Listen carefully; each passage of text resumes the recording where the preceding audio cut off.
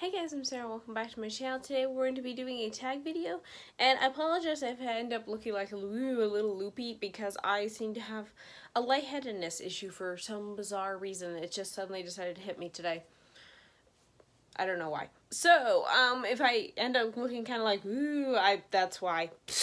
Not that way exactly, but that's the general gist. But anyways, today we're doing a tag video. Did I say that? I have no idea. This video, I already can tell, is chaos. It's going to be chaos. So, anyways, today I'm doing the birthday book tag. Because I'm doing this because the week you're seeing this is actually my birthday week. My birthday is on August 30th. So, yeah, I thought I'd do this. I saw Lindsay do this tag during her birthday back in June. I'll leave a link down to her video below so you can check that out. But that's where I got these questions from. I have no idea who originally created this thing. So, yeah. We're just gonna jump in because this is chaos. It's literally chaos. Like, my stack of books is even chaos. I don't even think they're in the right order, but whatever. We're just gonna roll with it. And the first prompt is Birthday Cake. A book with a plot that seems cliche, but you adore it anyway. Shouldn't that be anyways? Grammatically speaking, it would sound better anyways, wouldn't it? Whatever, it doesn't matter. I'm not here to grammatically or whatever correct the prompts because most likely I'm incorrect anyways because grammar and word usage is often over my head and I'm a writer, so whatever. It doesn't matter.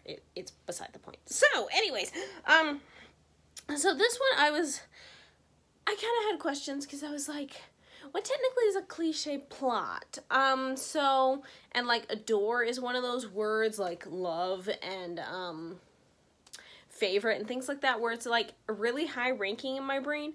So, I was like, okay, do I have any books with a cliche plot line? Whatever the heck that means. Maybe I should have Googled it. I have no idea. I didn't though. So, I kind of just went off of like some things that I've seen a lot of. I don't know if I adore these specifically, but I did read this one an awful lot when I was younger, and that's Mia's Writing Camp. By Anna Sellberg. This is like a middle grade horse book, and yeah, this pretty much follows that basic plot line, you know, girl who lacks confidence, she goes to a summer camp, gains confidence, there's usually some competition at the end, she may or may not win a ribbon, she goes home more confident and does things better. So, it does have that basic plot line, so, I figured it fit for that, and I did really like this book when I was younger, but yeah, it's definitely a nostalgia book for me. So that one, I also thought this book, Purple Moon, by Tessa Emily Hall, this is Christian young adult contemporary, and from what I remember, this plot is pretty basic to a young adult contemporary type story. Do I adore this book? I used to really like it. I have yet to reread it and see if my opinion has changed or not, even though I hate the way this thing is designed. Like, for some bizarre reason, the font just really messes with my eyes. I think it's like, it's a certain font size, it's a certain font, I have no idea what that font is, but it messes with my brain, and it's like weirdly spaced, all the paragraphs, it's almost like it's not double spaced, but it's some kind of spacing that does not work well for my eyes, so it's very hard for me to read. And also, why with the bottom, just why is it down there? Why is the author's name, that's usually up here? Just why? I have questions. I have questions for the publisher on why they chose to do this certain ways. Just why. But anyways, I have not reread this book yet, so I don't know if my opinion has changed on that, but I do remember this being kind of a cliche plot, so we're just gonna go with that one, and I've never shown this book before, so here we are. And yes, I'm throwing it on. I told you this video would be chaos. It already is. Anyways, okay, question prompt 2, whatever this is, question prompt, whatever it is, party guess, your most anticipated book release for this year. Obviously in other videos I've talked about this before, and stuff like that, so most of them, yeah, this is where the didn't stack books in the correct order came into play. Okay. So I thought it over. These are like books that I decided to go with books where I was like, because some of them was like, authors who have released books this year that I really like their books, or I really like the author or whatever. So it's like, but it's not like I knew about them ahead of time or something like that. So it's like, yeah, I was anticipating them, but not for a long period of time. So these are ones I'm going with where I knew, like, last year or something like that, that these were going to be there ahead of time or something. So I'm still anticipating them, whether I've read them or not. One of those was A Stolen Heart by Selina or Gonzalez. I finally got my copy. It's very pretty. And yeah, so this one I was highly anticipating. Really enjoyed this. Of the books I'm going to mention of this is the only one I've read. But I really, really like this one. Then there's any volume of Yona the Dawn. Even though I'm not reading these until the series ends, because I've been warned by my friend Laura that there's terrible cliffhangers from, like, the scans of this, of the, interior that she's seen online. Wow. So I kind of got spooked by that. So, yeah, we're waiting until the series ends to continue, but either way, I still highly anticipate these when I do read them. And also, this one, it's upside down. The Nightmare Virus by Nadine Brandes. Highly anticipating this one. I have not read it yet, which is normally the case, but I'm currently on a manga binge right now. I'm binging Sailor Moon right now, so I haven't really been in the headspace mood to read a novel, especially with the way I know Nadine writes and stuff. Wow, that's bigger font than I thought it'd be. I think Wistress was smaller than that. That's interesting. Anyways, it doesn't really matter. But yes, highly anticipating this one. I always highly anticipate her books. So yes, very, very excited about this one whenever my mood gets around to wanting me to read it. So there's that one. Also for books that have not yet released, but are going to, I think, in September. There's The Huntsman's Heart by Brittany Fichter. I talk about this one. It's a Snow White retelling. Also, she has another novella that's like a lesser known retelling, which of course I forgot the title of her book, plus the title of the fairy tales retelling, and it doesn't have a cover yet. So, okay, so literally like a few hours after I had fully edited this video and was going to like watch and export it, I got a newsletter from Brittany Fichter revealing the cover for this book, and you know, this will show you the title and the fairy tale because, again, I forgot to check them before I filmed this clip. But here's the beautiful cover. Isn't it gorgeous? It is so pretty. I love this cover. I'm very giddy about this cover. I love her fairy tale retelling covers, but this one, I think this one's my favorite. It's so pretty. I mean, like, seriously, here, you can see it bigger. You don't need to see my ugly mug. You can just stare at the cover. It's beautiful. I love this cover. I love this book, and I may just end up buying a physical copy when this thing comes out. So yeah. Anyways, here's the beautiful cover, the title, what fairy tale it actually is, which is apparently a very obscure one, and it's so pretty. It's very, very pretty. Just look at it. Look at it. Look how gorgeous it is. Okay, back to the original video. I think she's releasing that one in September too. I don't know. It's releasing sometime this year, but I'm very excited for both of those because it's her books. I really love them, so yeah, very, very excited for those two as well. There's probably others that I'm just blanking on, or yeah, what you can call it. Michaela Bush has a couple other books coming out later this year, but I have arcs for them, so I'll technically read them ahead of time, but I'll just mention them here. That's Chasing the Lutetia Light. I believe that's how you say this. It's kind of like a prequel to A Dance of Rebels, but you can read it on its own too. I'm actually currently reading the arc of this one right now and really enjoying it so far. And the other one is, the picture will correct me if I say this wrong. It's Where the Last Verse Ends, I believe. This one's coming out in November. It's like a Christmas Christian contemporary novella or something like that. I haven't gotten to this one yet. I think this one's coming out in November. But yeah, very excited for these two as well. But I'll be reading them sooner. Like I said, I'm reading one of them right now. But that's just because I have the arcs of them. But very excited for those two. Next prompt is Birthday Present. A book that's Birthday Presents. A book that surprised you with how much you loved it. And this one was the only one that came to mind. I'm pretty sure there are others. Oh wait, there is another one, but it's at the bottom of that stack. Anyways, we'll go with this one first. 1,000 Heartbeats by Keira. It's a traditionally published YA non-magical fantasy, and I just dropped my notes. And yeah, I did not expect to love this as much as I did, which is rather strange, but actually not really, because now this is an extremely controversial book where some people love it and some people hate it, and I'm on the love side of it, and that's not very unusual, actually, now that I'm thinking about it, because I generally like books that nobody else likes, or very obscure books, or lesser known, or whatever. So actually, with those results, this isn't very surprising anymore. But yes, but yeah, really enjoyed this one, and it's at the bottom of the stack. The other one I just thought of, it's at the bottom of the stack, so I'm just gonna put a picture here. But the Hall of Blood and Mercy trilogy by K.M. Shea, and as a result, the entire Magiford universe. I did not think I would like this book at first, because especially the first trilogy deals with vampires and wizards. I didn't really think I'd like the vampire side of things, but she handled it really well.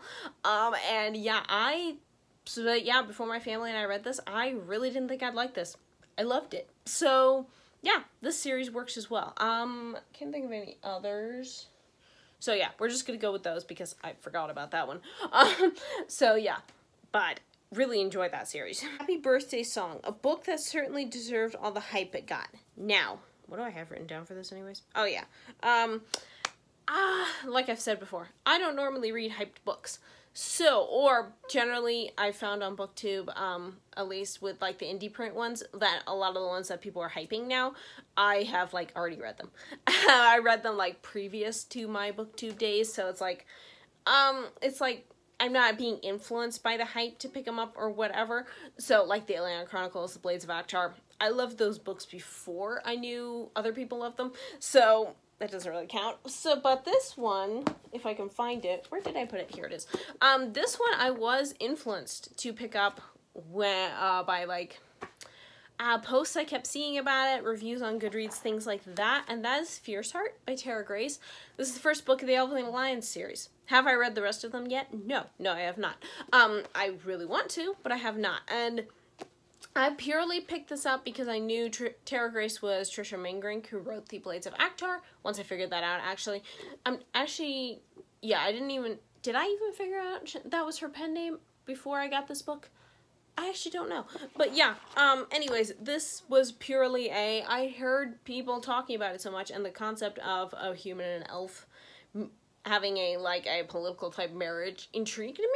So yeah, I picked it up and I love this book. So yeah, that was kind of like a well-deserved hype because the Elven Alliance series is a very hyped series. Like I've said, I haven't read the rest of it, but the first book definitely lives up to the hype. So yeah, we're just gonna go with that. And so don't know of any others because most generally hyped books I'm just okay with or I hate. So I mean, Yona the Dawn could technically be another one, but nobody hyped that to me. Laura mentioned it in one of her videos, and I looked it up myself and hyped myself for it, so I don't think that one counts. But anyways, I guess technically Yona could be on there, but nobody really hyped it to me, so that doesn't really count. Anyways, Happy Music, a book with some very beautiful and truly memorable quotes. Now, here's the thing about books. I don't remember quotes from them. I can quote movies until I go blue in the face. I can remember quotes from movies. Quotes from books, not so much. For some bizarre reason, quotes do not translate from the written word to my brain and stay there. Even if I write them down and look at them, the second I walk away, poof, they're usually gone. Except for, like, the rare occasional one. I do not know why, but, like, spoken quotes, like, from movies and stuff like that, I can remember those so much easier. I do not know. I think I might be partially an auditory learner. I think I'm bizarrely, when they have, like, I think it's, like, kinesthetic learner, a visual learner, and an auditory learner. Somehow I think I'm some bizarre mixture of all three. Because certain things I remember better if it's audio told to me, audibly, whatever, however you say that. This is chaos. I hope you don't mind the chaos video. But yeah, some things I remember better if it's audibly spoken. Some things I remember better if I look at it. Some things I remember better if I do it myself. So I think I'm some bizarre mixture of all three. So I don't know if that's unusual or not, but it wouldn't surprise me if it is. So truly beautiful, memorable quotes and books. I'm pretty sure most, if not all of my books have these. Do I remember any of them? No, I do not. But I came up with two that I could potentially at least remember somewhat something of their quotes, and that one of them was A Lonely Dance. I know there's quite a few quotes in here about like forgiving yourself and learning to forgive, and it's like being okay to be loved and stuff even when you don't feel like you should be. And I do remember some vague things like that that really resonated with me, you know, resonate with me every single time I read it, but I can't remember them for the life of me because that's the way my brain works. So yeah, definitely that one. And then The White Slipper had some similar quotes where they were like, I can't even remember what they would be, but like about being loved. But I know there were several passages in here that really hit me. Do I remember them? No, of course not. So which makes me feel like the quotes didn't mean something to me, but they do. So yeah, definitely those two, if I could remember things like that. You know, if they were both movies and stuff like that, I would remember the quotes so much better because that is just the way my brain works. Getting older. Oh, if only we didn't have to. Anyways, a book that you read a long time ago, but you think you would appreciate more if you had read it as a more... Okay, let's try that again. A book that you read a long time ago, but you think you would appreciate more if you read it as a more mature reader. Wow, that is a mouthful of a prompt. So I didn't know how to answer this one either, because most books that I read a long time ago were like middle grade stuff, books and stuff like that, and I wouldn't necessarily say that like I didn't like, they're not necessarily something I would appreciate more as I got older. So I went with a book that I might appreciate more so that I read it just because this thing is plain confusing, but also really profound and beautiful at the same time. That is All the Crooked Saints by Maggie Stiefvater. I don't know if I've even talked about this book on my booktube. I don't even know if I've talked about this book before. And if you're wondering about the white stuff, this was a library copy, and I just took the stickers off before filming, and yeah, they didn't come off very well. But at least they're gone, so there's that. I mean, it kind of just looks like the book went on a journey. So, anyways, and this one, it's really hard to explain what this book is even about. It's really weird.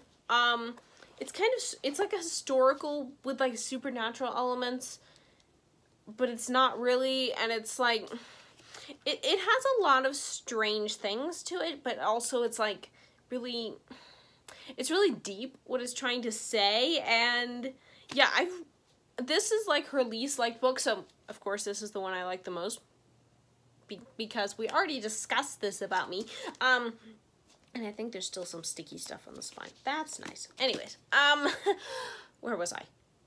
Oh, yes. But yeah, there was just some really interesting things, and then things that were being said in here that I got some things that she was saying, and I think other things I didn't get, and I'm not sure if she wrote it that way because you're not supposed to fully understand it, or if it's one of those books that you'd have to read multiple times to get multiple things out of it. I'm not really sure, but, yeah, I do really like this out of all of her books. I mean, not that I've read all of them. I've read 2. But I did like this one better than the Scorpio Raises, which is the other one I read. But yeah, I don't know. Something about this book, I feel like the more you read it, the more you could get out of it, or at least different things each time you read it, which is true of any book, but this one is just so plain confusing that I feel like you could get something different out of it every single time I read it, or every time I read it. Wow, why am I talking about myself in the third person or somebody else? Like I'm recommending this to somebody else. I have no idea. But yes, I feel like this book, I would get more out of it each time I look at it, or each time I read it, not just look at it. We're just going to stop talking about this now and move on. And that is the last prompt, Sweet Birthday Memories, a book that kept you incredibly happy during a sad or demanding period of your life. Wow, this is a really heavy one to end on. I would say there's quite a few books in my life that are books in general have just kept me upbeat or helped me not face some problems in my life or what have you, but there are some very specific examples that I can think of, like specifically of things that helped me out, and 2 of them, so these are like from my childhood, that is Bella's Gift and Valkrist's Flight.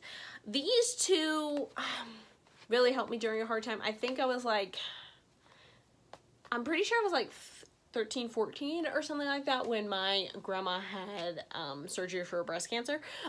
So that was a really tough period.